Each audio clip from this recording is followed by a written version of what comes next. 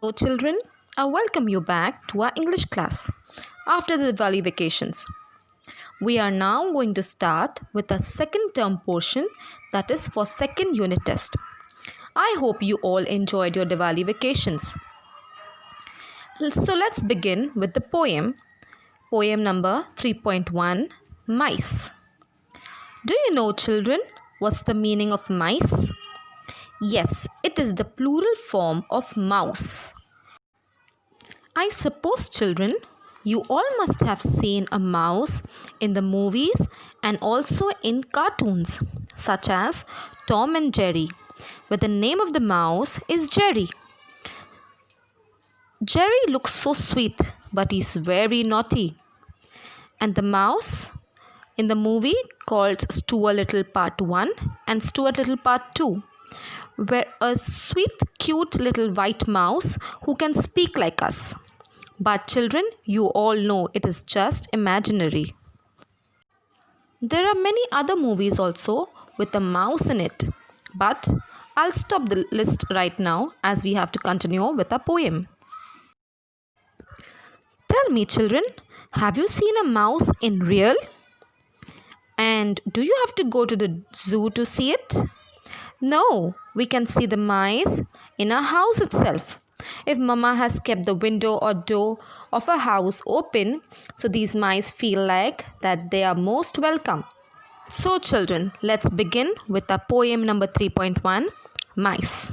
As you all know, I want you all to open your textbook to page number 33 and start reading with me. I think mice are rather nice. Their tails are long, their faces small. They haven't any chins at all. Their ears are pink, their teeth are white. They run about the house at night.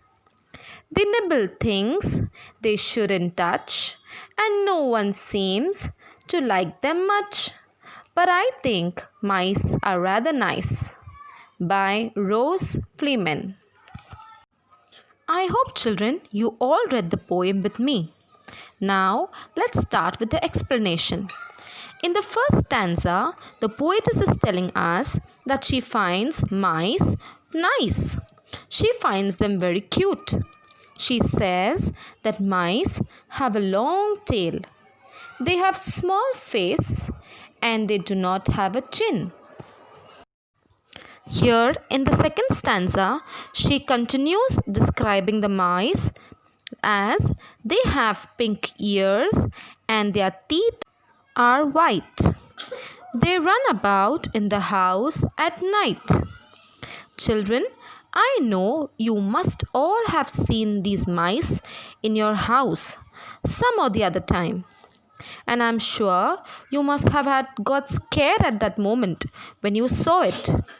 But children, don't you know that the mouse is so small that it can't harm you at all?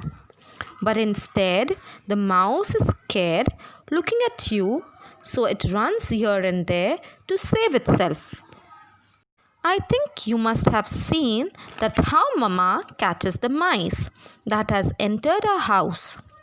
She uses a cage that is called a mouse trap.